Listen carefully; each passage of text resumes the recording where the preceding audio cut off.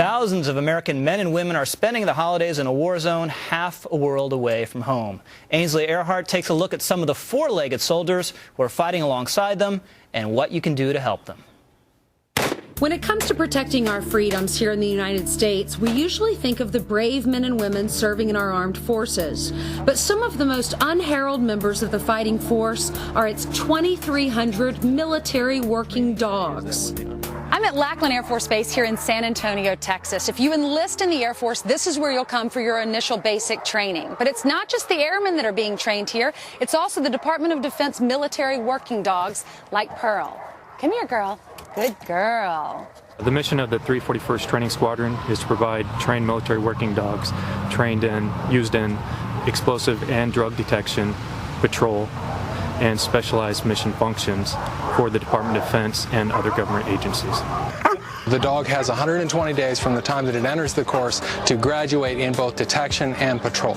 At the end of the course, the dog is what we say certified for these tasks, meaning he's passed a performance test showing that he is fully trained and that he can carry out explosives detection, drug detection, and patrol. Along with their handlers, these dogs are deployed from every branch of service, wherever duty calls, helping guard our military bases and protecting our troops. Trained military working dogs are, many people argue, the single most effective countermeasure against IEDs. And IEDs, of course, are the single most deadly weapon. They search for and locate explosives, either explosives that are being stored or explosives that are being fashioned into explosive devices, or explosives that are put in place as improvised explosive devices to wound and kill our folks. And what the dogs do is they tell us that they're there, and then the dog teams are withdrawn, and EOD folks go in to take care of the explosives. They're the first line of defense. We use these dogs, again, in all aspects of the program. We assist battlefield commanders in their mission, and these dogs have saved countless lives from now until World War I, World War II, since the inception of the dogs being used. Military working dogs have been keeping our soldiers safe for more than 60 years. Ken Shepard is a World War II veteran. I joined the Marine Corps in July 1942, and I was in Camp Lejeune, North Carolina. And you were part of the 1st platoon in the Marines. First Marine War Dog platoon in World War II. Tell me about your dog. Oh, he was Sparky. He was a red Doberman, and he was sharp.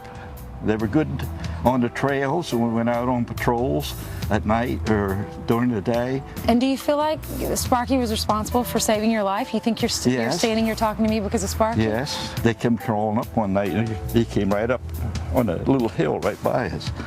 And Sparky alerted, and my buddy threw a grenade down over the bank and got him. And just like their two-legged counterparts, after years of honorably protecting the U.S. and keeping us all safe from harm's way, their service comes to an end too, and they go back to the civilian world. Like any other organism, you know, they get old, they have to be retired, they reach the end of their working days, and they got to go find a rug to lie on and some nice place to live. And many of these dogs are highly adoptable. They can make wonderful pets. But finding suitable homes for these four-legged heroes isn't always as easy as it seems. In 2000, Congress passed a law enabling military working dogs to be adopted by former handlers, law enforcement agencies, and civilian families. Rodney Sparkowicz works for the Department of Defense as the Military Working Dog Adoption Coordinator. It's his job to find good homes for these retired service dogs. The vast majority of the dogs that we have, they have no training. So all they know is, yay, life is a game. So people have to start there. They don't know about living in a house. They don't understand how the world is very different. It takes about 60 to 90 days to see the real dog until they begin to understand this is normal. Rest, relax. After learning to adjust to civilian life, these dogs prove to be great additions to any home. They just need to be given a chance. Debbie Candle's husband is a member of the armed services, and she jumped at the chance to take one of these dogs into her house. This is MWD Benny Bravo 163. He's a retired narcotics detection and patrol dog, and he served in the United States Air Force for 10 years. My husband had deployed to Iraq, and I wanted to do more than keep the home fires burning. And so I got the idea, after finding out that military working dogs could be adopted, that I wanted to give a home to a K-9 hero, because these dogs do so much for our troops and our soldiers. Inspired after adopting Benny, Debbie made it her mission to find good homes for every retired military working dog.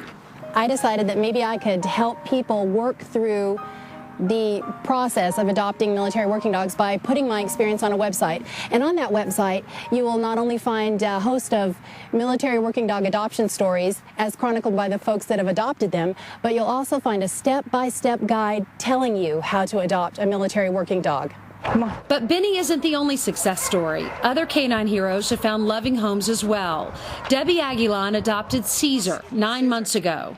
It's been absolutely wonderful. Initially, when we adopted him, it was, we have a Rottweiler at home, and we wanted to adopt another one. And we looked at the Lackland webpage and saw the military adoption program.